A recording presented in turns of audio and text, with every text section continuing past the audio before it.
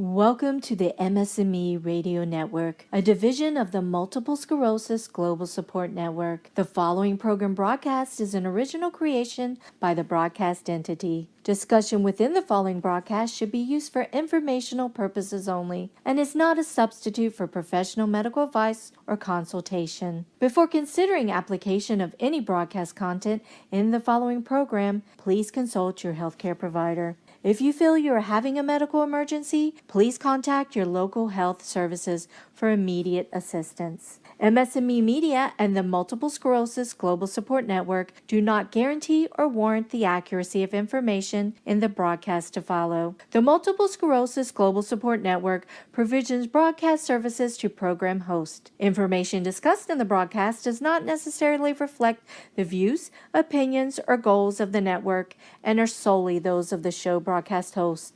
Should you wish to host a broadcast, please visit our website at msmemedia.com and submit a request to become a program host. We thank you for listening to the MS&Me Radio Network. Enjoy the show. Hi there, this is Kaz Aston from London in the United Kingdom recording with you for MS&Me, and it's nice to be back with you after we've had a little bit of time out with World MS education and training events at ECTRIMS as we've recently saw. So I wanted to touch base, have a few updates, have a little look at a few topics today about celebrities in MS. I want to talk about fitness in MS and also I want to look at some of the exciting stuff that we're doing in London to keep the message out there, to keep people informed about MS and know what's going on. And I think that's really important because sometimes people feel a bit dissociated with subjects because they may not have heard about it for a while or they've shut it away because it's upsetting them. But I think it's important really to always try to have a positive mindset about these things and to be looking at different ways if you're dealing with a hard situation, whether it's your MS journey or whether it's somebody that you know that's got MS and you're supporting them. And I think that's a really big part of supporting people with MS is giving them time, giving them love, giving them care, giving them all the things that we like as human beings in this world, giving somebody a good start to the day. That's what I always aspire to do in the morning when I'm having my super strong coffee and I'm trying to eat healthily and all those things that we know we should do in the morning. So I think it's actually looking at getting off on a good foot and being happy. So I'm going to try and be happy today. I've even put some music in the background that's happy music. It was about a happy place. So hopefully this doesn't sound too silly, but hey, let's give it a go. I'm sure the producer will make comment and say, Kaz, not good. Or maybe it might be better. Who knows? And there's nothing worse than having a moment of silence, is there? So anyway, let's kick off. As I said, we had the World MS conference last week, ECTRIMS, and I think it's worth looking at what MS&Me are doing online with that. So check out our website, check out what we've covered about the event, because we were even looking to flag up and have some interviews and discussions. I couldn't get to ECTRIMS this year, which is a shame. Last year I did, but this year was a bit difficult with everything that's going on. And so I think it's important to have a look online because there could be some subjects that were covered that will help you with your MS journey, but also it's the latest research, information, ways that you can actually inform and improve possibly your lifestyle or your diet or your fitness or something like that. So I think that's really important that you keep a handle on that. And as I said last week, I've just started releasing an MS Research Daily publication with Paperly. Great. I don't know how many of you have looked at that. Not doing PR for them, but they're really good. They pull together all the latest headlines and news updates. So check out my MS Research Paperly headlines, which is published daily, if you'd like to have a look at that. I'll find out what we can do about that if there's anything that might link it to you or make it easier.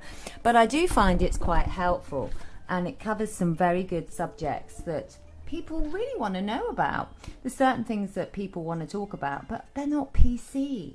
People aren't going to talk too much about certain things, are they? Like sex, like, constipation, like health problems, sometimes they kind of shove that out of the way, don't they? So I think sometimes we really need to work out what's the best way of communicating this and how we're going to do it, so we can actually get support if we need support. And I think that's really important too. Yesterday I went to have my MS treatment, and my MS team were like, Kaz, how's it going? How's the treatment? How are you feeling? Any changes since last month? Anything that's got better, got worse? Anything you want to share? And I think that's really nice when your MS nurse says that to you. Is there anything that you want to share or talk about? Because I think that's really important for anybody, isn't it? To be able to talk to somebody, to get some expert advice, because they've got so much knowledge. It's absolutely brilliant to be surrounded by health professionals, I think, in the world these days that have so much knowledge, so much study. I know as a specialist practitioner, when I was working, I was always studying. I had to keep up to date. I had to keep my finger on the pulse so I could make sure that actually my patients that I was looking after, with the doctors, with the whole medical team, were getting the right deal that was actually going to help them. And I think that's important. So try to keep up. Try to keep up with some headlines. That's why I think it's quite nice to do a daily update which pulls out all the things that have been happening with that. And likewise as well, it also covers what's happening with things like the MS World Conference. So it's talking about as well what the pharmaceutical industry are doing, if they're doing anything new, if they're doing anything that actually might be really good. It might be that one of the pharmaceutical companies are doing some research, or sorry, you say research in America. I just want to clarify that one. In England, in the United Kingdom, if you're educated in the right way, when you follow the British language and various things and you can talk okay, you say research, not research. So I'm talking about research for those in America, but in the UK and Europe and the rest of the world and my family and friends, etc., I'm talking about research. So we don't emphasize the re in the UK. It's a difference, isn't it? Same language, but slightly different. So sometimes as well, people can get a little bit confused about that. And a bit, what does that mean? So I think as well, being a clinical person by background, we've got to think about that, because, that can impact on someone's understanding of a condition. How they're going to manage that situation and how they're going to deal with it. We've got to make sure that we're doing the right things, and we've got to make sure that we're out there and looking at different opportunities that we've got available to us. Anyway, let's move on, because I don't get a long time to talk to you, and when I do talk to you, I want to try and be helpful so you can look at things that might be helpful for you, or that actually could help you with your job, or with your family, or with something that really maybe is worrying you, and I think that's important. So keep your options open there, guys. As I said, I think it's important to make sure that we do get the access to information, because as I think I alluded to last time, I was talking about the concept of knowledge is power, and I think if we are helping people to learn, if we are supplying people with tools to learn, to get the best potential, go at trying to deal with something, then it's very good, isn't it? So all we can do there is try and do our best and keep up to date. So that's what as I said, I want to just emphasize how it's helped me. It actually helps you if you've got that information when you go and see your doctor or your MS nurse, with the team of people that are looking after you. I mean, it could be alternative therapies, it could be so many different things. So that's important. Okay, I wanted to just touch on the concept of celebrities and MS. I mean, I was looking at something online, and they were talking about American celebrities, actually. Annette Fornicello, Montel Williams. I love Montel Williams. I think he's great. I did a little bit of work with him a few years ago when I launched the MS Clear Guide. I didn't go on his talk show because we have a bit of a time difference. But he's a great ambassador for MS. And you know, one of Montel's big wins for dealing with his MS is fitness. And I want to draw on that because I think, particularly with balancing fitness, weight, you know, your physical health, it actually all contributes. I think Anne Romney, politician's wife, feels that way, and also I think Courtney Galliano. So everybody's shouting about this fitness thing, and to some people that could be really overwhelming because, you know, they may not be able to walk properly or they might be stuck in a wheelchair. But as we've talked about with MS Fitness's options before, there are lots of different exercise opportunities. In the UK, we have someone called Mr. Motivator, a fitness guru. I know you've got lots around the world too.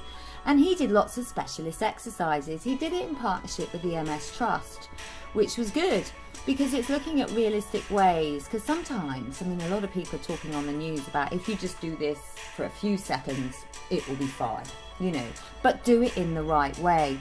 And I think that's the thing, isn't it? If you exercise properly, you work the right muscles and you do things that actually, you know, are making a positive difference to your body on lots of levels. So I think sometimes we need a bit of help to get that right, because there's nothing worse if you've done an exercise incorrectly, is there? And then you've pulled a muscle, and gosh, and muscles can take such a long time to heal. Oh gosh, I'm sure you've suffered with that problem. So let's try and, you know, avoid that. So that's a key message that I'm pulling out there for you today, guys. The MS and fitness go hand in hand.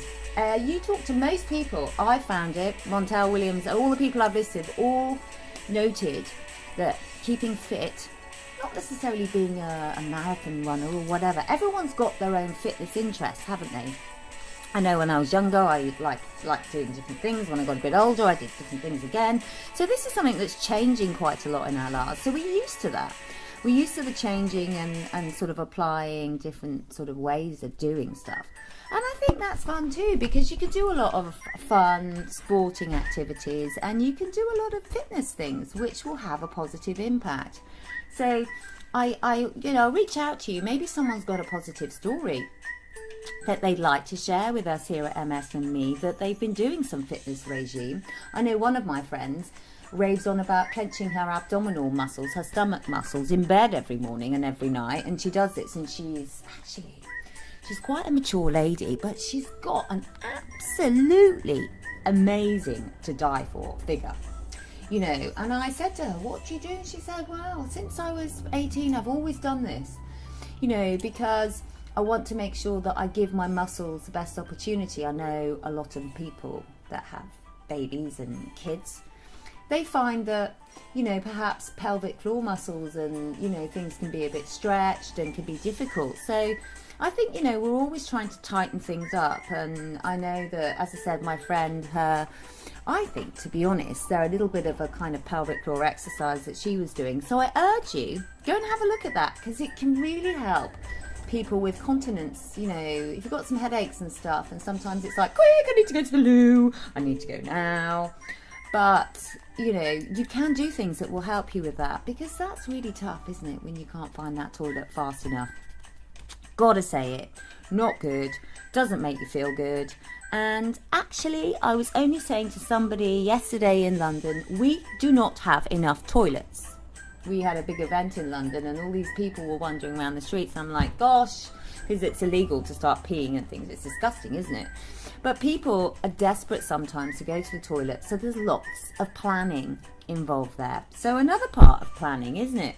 Planning what you might need to do. Not where you're going to go for the toilets, but I must say, it's worth looking into that. If you are facing a few bladder issues or headaches, have a look at that, because it may well take a bit of pressure off you and your friends and family if you're out. It may make it easier. You know, we've got to look at these different things. Everybody, and that's just not having MS.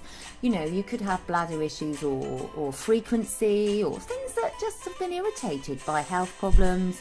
So think about that one. And there's also lots of products out there. I mean, I know when they brought out the sheepy, And I know these different things that are available. And a lot of nurses, continence nurses, are really expert in helping people to come to terms and to deal and to manage and to alleviate symptoms, which people might get. Because, as we said, pelvic floor exercises are the killer exercises for tightening up those muscles in the bladder. So I'm not going to go on about that anymore now. Let's close that subject down. Because, we all know what we need to do. And if you don't, speak to someone that can help you. And as I said, there's lots of information out there. But I do think that keeping on board with this fitness, I know, as I said to you earlier, during my life when I've been fitter, my MS is good. And I also find that I can increase fitness just from walking. It doesn't have to be that you have to go and play a football game or you have to do something that's really, high impact. There's all these different fitness programs you can do. And you can buy things to do them in your lounge, can't you? Plug it into your laptop and do some stretching or some exercises. So it doesn't have to be high impact. I think that's the right word for it. But, I think what is important is, looking at keeping moving, keeping stretching, keeping the body going, and also as well making sure that you're giving the body the proper food and nutrients and nutrition to keep it going. Because it's all very well if you're exercising loads, but if you're not putting enough gas in the tank or petrol in the tank, as we say in the UK, fuel, it's going to struggle to keep going. So make sure that you do think about diet and fluid intake. We know that we should have at least 1.5 litres of fluid every day, water. So make sure if you're going to do some exercise or the weather's hotter and you might be a little bit perspiring, that you actually think about those things. Because you don't want to get dehydrated, because if you get dehydrated, that can affect so many other systems in our bodies, like our kidneys, like our bladder function, for example.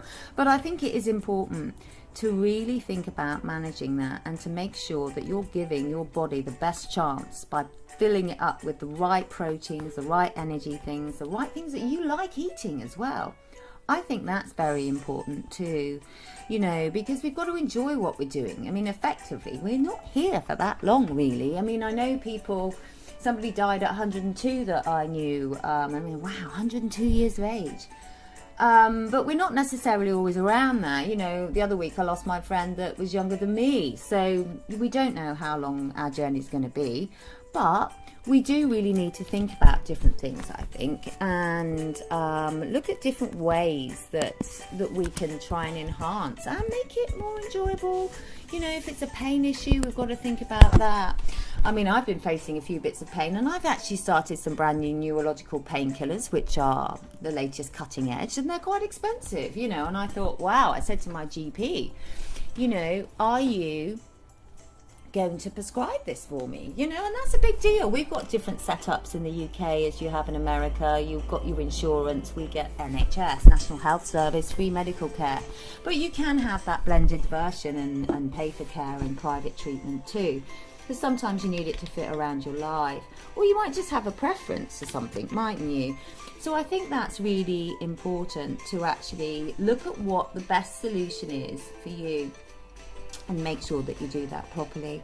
Now, one of the things that I've been talking about, you know that I've published the MS Clear Guide, and I'm always ready to listen to anything that we can add to it to give anybody a bit more support. Loads of publications for MS, which is brilliant.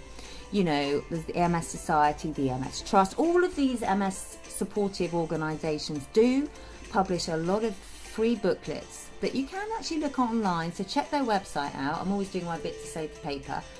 And storage in your home, that's a big deal, isn't it? There's never enough cupboard space. But I do feel, that all of these things together, if they're managed, all add up to a great lifestyle, and, it makes life so much easier. But as I said, I've been getting sorted out because I'm actually going to have a bit of an event with the MS Clear Guide next week, and it's in partnership with a lot of very special people, and we're actually going to be recognising inspirational women. And I think, wow, there are so many inspirational women that I know all around the world that are just wow factor. And I'm sure you know lots too, and maybe you probably are one. But I mean, of course, there's inspirational men too. But I just want to make that point because I decided with one of the charities that I run that we should recognize this and actually celebrate this, because there's a lot of people doing things, working endlessly, giving every little bit of ounce of energy that they might have to actually try to make a difference. Sorry, I think we've lost a bit of the music here. I don't know what's going on.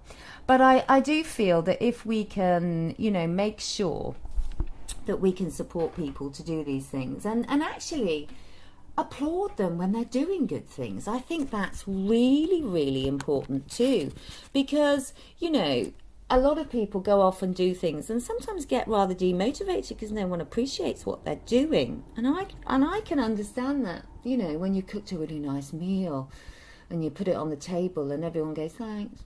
Even if they bother to say thanks. And you think, well, I've been doing this for hours. I've been slogging. I've been shopping to get the right products. I've been trying to do this. I've been trying to do that. Sometimes you just don't think anybody appreciates it. So anyway, I'm going to have, with an amazing group of people, I'm so excited. We've just organised all the invitations because it's by invitation only. Because we've got, nearly 20 women. We just had some new nominations, so I've got to get my figures right. But wow factor. I mean, some of these ladies are absolutely unbelievable. I mean, I'm just going to give you a flavour. We've got one lady that's been leading on an end polio international agenda with countries that are still suffering from polio, which is quite surprising. There are still people out there. I mean, we're doing really well with it. I mean, Rotary is a big sponsor of that. But there are still countries suffering with these problems, so we are looking at that. And she's done so much work in Pakistan, in India. She's always flying off here. She's flying off there. She says, I want to get this right for the kids. I want to get this right for that. And so she's so dedicated. I mean, that's one of our winners. One of our other winners is an IT expert. She's designed all these brand new websites for us and they absolutely look amazing. And the functionality of the website is first class. We've got another lady that's a top hairdresser that's been leading the education for hairdressing and looking at ways that people can be supported and empowered to set up their own business. We've got another lady that, as I said, is a big BBC producer, executive producer. She was our Rotary UK president, Eve Conway. She's going to get an award. I mean, the nice things about this, and this is why this has gone over a few years, because the charity wanted to get a good mix, because they're all nominated by the general public. We called them, we started off with inspirational women, go girl, everyone always trying to encourage people to do things.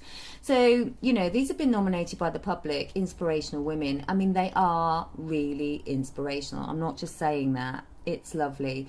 I mean, we've got a charity that's recognising this, so that's good. So we're going to be sharing this information with you because I think that's really important too. So I will give you some updates online. If you follow my Kazakhstan social media leads, you'll probably hear about this because we've just done the invitation.